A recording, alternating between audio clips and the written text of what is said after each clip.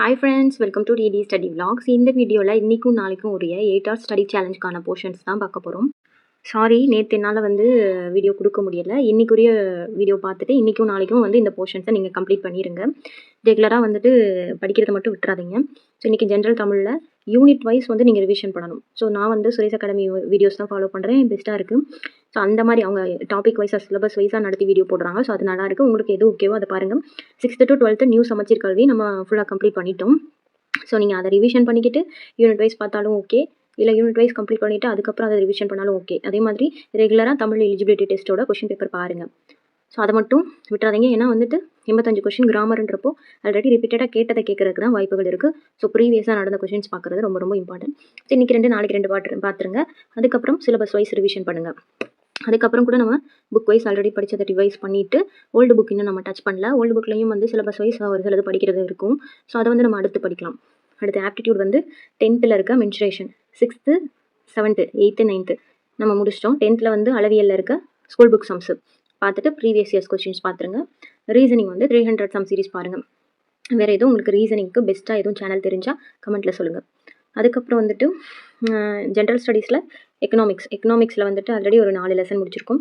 So இப்போ இன்றைக்கும் நாளைக்கு வங்கியியல் 12th எக்கனாமிக்ஸ், பன்னாட்டு பொருளியல் 12th எக்கனாமிக்ஸ், இந்த 2 லெசன் நீங்கள் முடிக்கணும். ஸோ எக்கனாமிக்ஸ் ஃபஸ்ட்டு ஒரு வீடியோ பெஸ்ட்டாக அந்த லெசனை கிறிஸ்பியாக கம்ப்ளீட் பண்ணி போட்டிருப்பாங்க. ஸோ அந்த வீடியோவை யூடியூப்பில் ஒரு டைம் பார்த்துக்கோங்க. பார்த்துட்டு அதுக்கப்புறம் அந்த லெசனை ரீட் பண்ணுங்கள். ஈஸியாக இருக்கும். ஃபுல்லாக மக்கப் பண்ணணும் அப்படின்னு நினைக்காதீங்க. எக்கனாமிக்ஸை பொறுத்த வரைக்கும் டேர்ம்ஸ் மட்டும் நமக்கு தெரிஞ்சால் ஈஸியாக படிச்சிடலாம். கான்செப்ட் புரிஞ்சுக்கணும், என்னன்னு தெரியணும். ஸோ முடிஞ்ச அளவுக்கு எக்கனாமிக்ஸ் டேர்ம்ஸ் இங்கிலீஷ்லேயே படிங்க. தமிழில் படிக்கிறத விட இங்கிலீஷில் படிக்கிறது கொஞ்சம் ஈஸியாக இருக்கும். அதுக்கப்புறம் பாலிட்டி 6th 7th முடிச்சிட்டோம். இப்போது இன்றைக்கும் நாளைக்கு நீங்கள் 8th பாலிட்டியில் ஃபஸ்ட் டேர்ம் இந்த 3 லெசன் ஃபுல்லாக முடிச்சிருங்க. ஸோ நம்ம பாலிட்டி ஒரு 6th to 10th கம்ப்ளீட் பண்ணிட்டோம். +1 +2 மட்டும் படிக்கணும். எக்கனாமிக்ஸ் ரிவர்ஸில் வரும். +1 +2 முடிச்சுட்டு அதுக்கப்புறம் 6th to 10th வரைக்கும் அதுக்கப்புறம் படிச்சிக்கலாம். மொத்தமே ஒரு 10 லெசன் தான் இருக்கும். 6th to 10th ஒரு 10 15 லெசன்ஸ் இருக்கும். அவ்வளோதான் இருக்கும். 11th 12th தான் இம்பார்ட்டன்ட். ஸோ அது படிக்கணும். ஹிஸ்ட்ரியுமே 6th to 10th ஓரளவு கம்ப்ளீட் பண்ணியிருக்கோம். தமிழ் முடிச்சிருக்கோம். அதே மாதிரி ஆப்டிடியூட்லேயும் ஒரு பாதி டாபிக்ஸ் வரைக்கும் நம்ம கம்ப்ளீட் பண்ணிட்டோம். ரீசனிங் இன்னும் படிக்கணும். அதுக்கப்புறம் ஏபிஜிபி. ஸோ அந்த டாபிக்ஸ் மட்டும் இன்னும் பார்க்க வேண்டியது இருக்குது. ஸோ என்னென்ன படிக்கணும் அப்படின்றத ரெகுலராக நோட் பண்ணி வைங்கன்னு நான் ஆல்ரெடி சொன்னேன். ஸோ என்னென்ன படிச்சிருக்கீங்க அப்படின்றத நோட் பண்ணி வச்சுக்கோங்க. இன்னும் என்னென்ன படிக்கல, எதில் ஸ்ட்ராங்காக இருக்கும் அப்படின்றத நோட் பண்ணி வச்சுக்கோங்க. இது மாதிரி 9th 10th நம்ம பாலிட்டி ஹிஸ்ட்ரி படிச்சிருப்போம். ஸோ அதெல்லாம் ஃப்ரீ டைம் கிடைக்கிறப்போ உங்கள் கையில் 9th 10th புக்கு தான் கண்டிப்பாக இருக்கணும். அதை திரும்ப திரும்ப ரிப்பீட் ரிவிஷன் பண்ணிக்கிட்டே இருக்கணும். ஜியாகிரஃபியும் 10th ஜியாகிரஃபி 10th பொறுத்த வரைக்கும் நம்ம ஜியாகிரஃபி 7 லெசன் முடிச்சிட்டோம். ஹிஸ்ட்ரி 6 லெசன் முடிச்சிட்டோம். பாலிட்டி 3 லெசன் முடிச்சிட்டோம். எக்கனாமிக்ஸ் மட்டும்தான் இன்னும் டச் பண்ணல. ஸோ ரிப்பீட்டடாக 10th 9th நீங்கள் ரிவிஷன் பண்ணிக்கிட்டே இருக்கணும். பண்ணிவிட்டு எப்போ டைம் கிடைக்குதோ 9th 10th முக்கியமாக 10th புக் எடுத்து வச்சு உட்காந்துடணும். 10th இருக்க அந்த நான் சொன்ன லெசன்ஸை ஃபுல்லாக ஃபிங்கர் டிப்பில் நீங்கள் வச்சுருக்கணும். இப்போ கொஞ்சம் சிலபஸில் சின்ன சின்ன சேஞ்சஸ் பண்ணியிருக்கிறதுனால +1 +2 நமக்கு இம்பார்ட்டன்ட் தான். +1 பாலிட்டி +2 பாலிட்டி அதே மாதிரி +1 +2 எக்கனாமிக்ஸ் இம்பார்ட்டன்ட் தான். அதுக்குன்னு 9th 10th ஒரு டைம் படிச்சுட்டு அப்படியே விட்டுறாதீங்க. திரும்ப நீங்கள் 9th 10th ரிப்பீட்டடாக ரிவிஷன் பண்ணிக்கிட்டே இருக்கணும். ஏன்னா மேக்ஸிமம் கொஸ்டின்ஸ் அதிலிருந்து வரதுக்கு தான் வாய்ப்புகள் இருக்குது. அதை நம்ம ரிப்பீட்டடாக ரிவிஷன் பண்ணிக்கிட்டேவும் 11th 12th படிக்கணும். 11th 12th நம்ம எக்ஸாமுக்கு போகிறதுக்குள்ள 3லேருந்து 5 டைம் ஆச்சும் ரிவிஷன் பண்ணியிருக்கணும். ஸோ நான் சொல்கிறது புரியணும்னு நினைக்கிறேன். என்னென்ன படிச்சிருக்கீங்கன்றதை நோட் பண்ணி வைங்க. ரிப்பீட்டடாக 9th 10th ரிவிஷன் பண்ணுங்கள். +1 +2 கஷ்டமாக இருந்துச்சுன்னா ஒரு வீடியோ பார்த்துட்டு அதுக்கப்புறம் புக்கை ரீட் பண்ணுங்கள். ரீட் பண்ணிவிட்டு தேவையான கண்டென்ட்டை மட்டும் மக்கப் பண்ணுங்கள். அந்த லெசனை ஃபுல்லாக. ஏன்னா 11th 12th எடுக்கிறப்போ எக்கனாமிக்ஸ்லாம் பேஜஸ் அதிகமாக இருக்கும். பட் நம்ம தெரிஞ்சிக்க வேண்டிய கண்டென்ட் ரொம்ப ரொம்ப கம்மியாக தான் இருக்கும். ஸோ ஒரு வீடியோ பார்க்குறப்போ அவங்க இதுதான் இம்பார்ட்டன்ட் பாயிண்ட்ஸ் அப்படின்ட்டு கிளியராக கொடுத்துருவாங்க. ஸோ அதை நம்ம பார்த்துட்டு நான் எக்கனாமிக்ஸ்க்கு எந்த வீடியோ ப்ரிஃபர் பண்ணுவேன்னு பார்த்தீங்கன்னா ஜேடி 50 அப்படின்ட்டு ராஜேஸ்வரன் அப்படின்ற ஒரு சார் நடத்தி போட்டிருப்பாங்க. அது பெஸ்ட்டாக இருந்துச்சு. அதுக்கப்புறம் 4K அகாடமியில் கான்செப்ட் கிளியராக இந்த சார் நடத்தி போட்டிருப்பாங்க. ஸோ 2யும் தான் நான் பார்ப்பேன். பார்த்துட்டு நோட்ஸ் எடுத்து வச்சுருவேன். எது இம்பார்ட்டனோ அதை மட்டும் நோட்ஸ் எடுத்துகிட்டு ஃபுல்லாக உட்காந்து நோட்ஸ் எடுக்க மாட்டேன். ஏதாவது ஃபார்முலாஸ் இருந்துச்சுன்னா எழுதி வச்சுப்பேன். ஸோ அந்த மாதிரி நோட்ஸ் எடுத்துகிட்டு அந்த லெசனை ஒரு டைம் ரீட் பண்ணுவேன். மைண்டில் ஸ்டோர் ஆகிரும். ஸோ ஒரு டைம் அப்படி படிச்சுட்டு திருப்பி நம்ம ரிப்பீட்டடாக அதை திருப்பி பார்க்கணும். ஸோ இதுக்கு ஷார்ட்கட் பார்த்திங்கன்னா மறந்து தான் போகிறதுக்கு வாய்ப்புகள் இருக்குது. ஸோ 11th 12th நம்ம ஷார்ட்கட் பார்த்து மக்கப் பண்ணிக்கிறோம். அந்த மாதிரி நீங்கள் பார்த்தீங்கன்னா மறந்து தான் போகும். ஸோ கான்செப்டை தெரிஞ்சுக்கிட்டு ஒரு டைம் ரீட் பண்ணுங்கள். அவ்வளோதான், ஈஸியாக படிச்சிடலாம். 11th 12th ஷெடியூலில் என்ன படிக்கலான்னு பார்த்தீங்கன்னா 6th to 10th வரைக்கும் இருக்க எக்கனாமிக்ஸ் மொத்தம் 15 லெசன். ஒரு நாளில் ஒரு 7 லெசன், அடுத்த ஒரு நாள் ஒரு 7 லெசன் அந்த மாதிரி வச்சு முடிச்சுக்கலாம். இல்லை ஒரு 3 days வச்சுக்கலாம். அடுத்த ஷெடியூலில் 3 days ஷெடியூல் மாதிரி போடலாம்.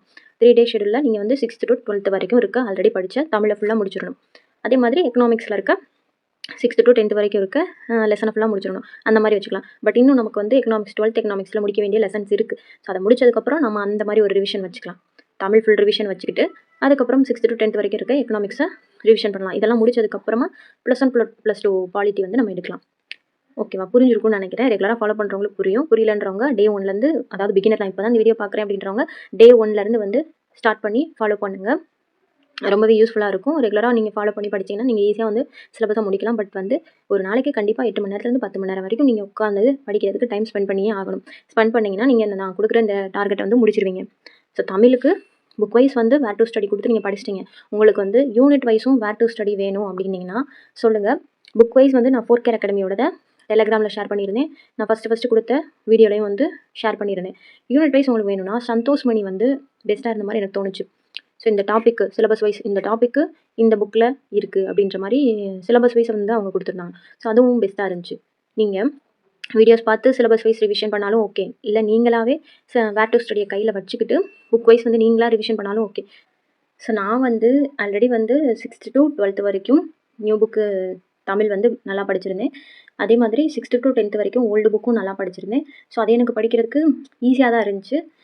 பட் வந்து இப்போ நியூ சிலபஸ் வந்து அப்டேட் பண்ணியிருக்காங்க. ஸோ அதை பேஸ் பண்ணியும் நம்ம ரிவிஷன் பண்ணியிருக்கணும். சிலபஸ் வைஸ் யூனிட் வைஸ் நம்ம வந்து தமிழில் 7 யூனிட் 7 அழகாக பிரிச்சிருந்தாங்களா? ஸோ அந்த 7 அந்த அழகு வைஸை வந்து நம்ம ரிவிஷன் பண்ணியிருந்திருக்கணும். ஸோ அப்படி பண்ணுறப்ப தான் அப்டேட்டட் சிலபஸ் வைஸ் நம்ம படித்தாதான் நம்மளுக்கு வந்து சாட்டிஸ்ஃபைடாக இருக்கும்.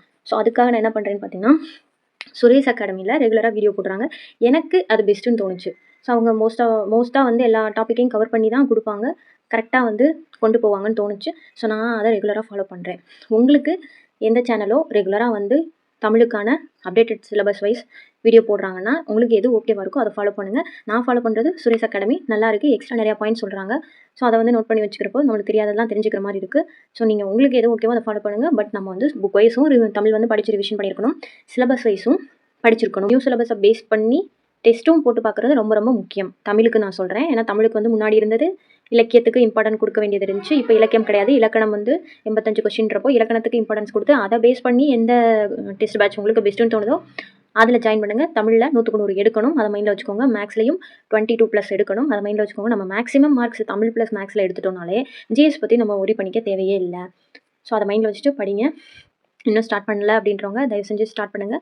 145 days தான் இருக்குது. டக்குன்னு ஓடிடும். ஸோ அதை மைண்டில் வச்சுட்டு படிக்க ஸ்டார்ட் பண்ணுங்கள். இந்த வீடியோ உங்களுக்கு யூஸ்ஃபுல்லாக இருந்துச்சுன்னா உங்கள் ஃப்ரெண்ட்ஸுக்கும் ஷேர் பண்ணுங்கள். நெக்ஸ்ட் ஒரு யூஸ்ஃபுல்லான வீடியோ பார்ப்போம். Tata bye.